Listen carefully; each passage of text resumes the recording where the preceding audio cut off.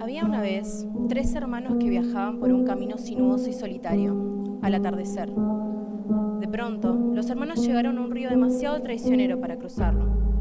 Pero siendo diestros en el arte de la magia, solo usaron sus varitas para crear un puente. Sin embargo, antes de pasar, una figura encapuchada bloqueó su camino. Era la muerte, y se sintió defraudada porque los viajeros normalmente se ahogaban en el río. Pero la muerte era astuta. Fingió felicitar a los 3 hermanos por su magia y les dijo que se habían ganado un premio por ser lo bastante listos para evitarla. El primer hermano pidió una varita más poderosa que cualquiera que existiera, y la muerte se la fabricó de un árbol de sauco que estaba cerca. El segundo hermano decidió que quería humillar a la muerte aún más y pidió el poder de traer a los seres amados desde la tumba. Así que la muerte tomó una piedra del río y se la entregó. Finalmente, la muerte giró hacia el tercer hermano, un hombre humilde. Él pidió algo que le permitiera irse de ese lugar, evitando que la muerte lo siguiera. La muerte, de mala gana, le dio su propio manto de invisibilidad. El primer hermano viajó a un poblado distante y con la varita de sauco en la mano mató a un mago con quien una vez había peleado. Ebrio con el poder que le había dado la varita, presumió ser invencible.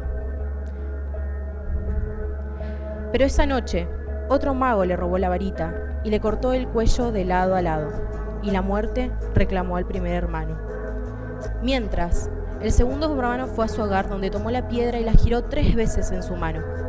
Para su deleite, la mujer con la que había querido casarse antes de su repentina muerte apareció frente a él, pero pronto se volvió triste y fría, pues ya no pertenecía al mundo de los mortales.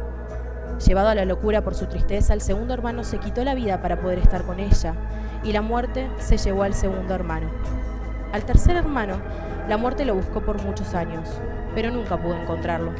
Solo cuando llegó a una edad muy avanzada, el hermano más joven se quitó el manto de invisibilidad y se lo dio a su hijo.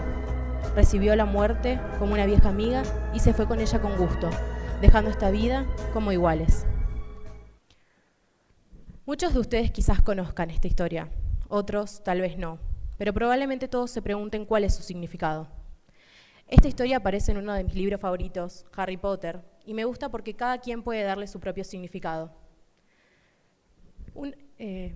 Pero yo les pregunto, ¿cómo es que estos 3 magos, tan poderosos, valientes e intrépidos, que se atrevieron a desafiar a la muerte e intentar burlarla, al final acabaron siguiendo con su inevitable camino hacia la muerte?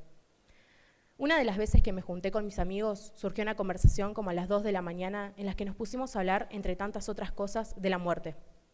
Cuando en mi mente se juntaron las preguntas sobre aquel cuento y las conversaciones con mis amigos, ahí fue cuando detonó como una especie de interruptor en mi cabeza, donde no podía parar de pensar. Hasta ese entonces veía la muerte como algo lejano, y no solo lo que podía llegar a pasarme a mí, sino con las personas que amo.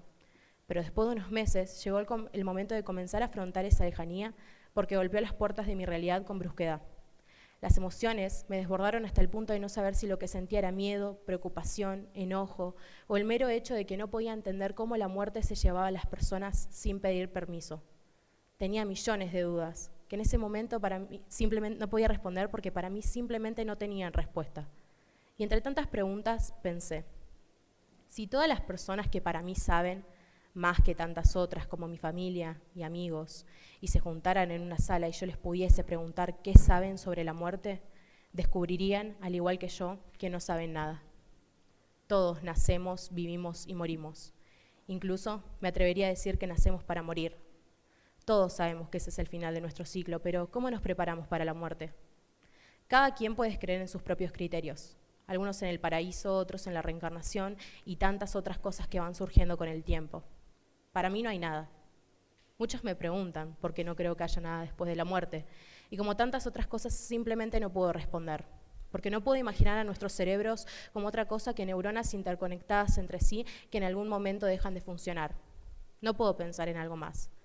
Pero esto me lleva a mi segundo gran problema existencial, entre comillas, porque un problema existencial no se inventa ni surge de la nada. ¿Qué es la nada? Como seres humanos no tenemos la respuesta a esto porque simplemente no podemos pensar a la nada como tal. Podemos creer que es un cuarto blanco, negro o algo así, pero justo en ese momento en el que pensamos a la nada como algo, deja de ser nada.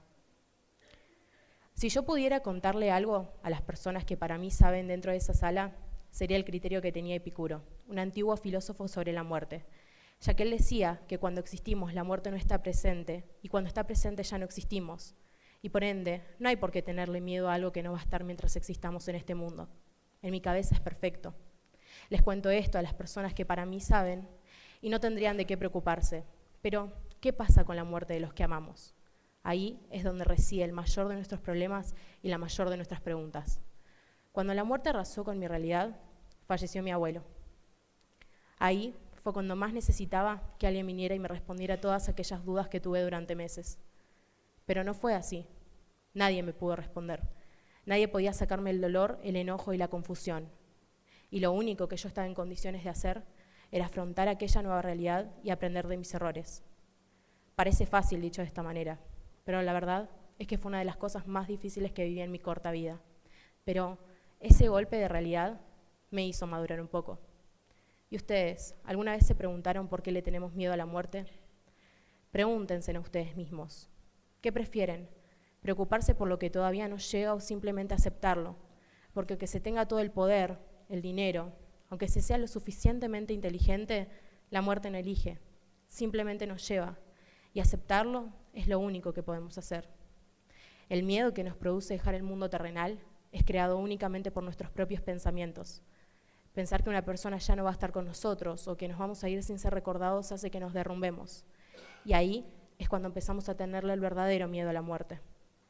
Así que si yo tuviera la oportunidad de juntarme en una sala con las personas que para mí saben, incluyendo en ellas a mi abuelo, les diría, aunque sea por última vez, que no le tengan miedo a la muerte, que se despreocupen, que va a llegar cuando tenga que llegar y no hay respuestas para eso. Les diría que dejaran de intentar responder todas aquellas dudas que surgen al menos una vez en la vida y que simplemente vivan esta sin condicionarse por el miedo. Porque, como se dice en el libro de Harry Potter, para una mente bien organizada, la muerte es la siguiente gran aventura. Muchas gracias.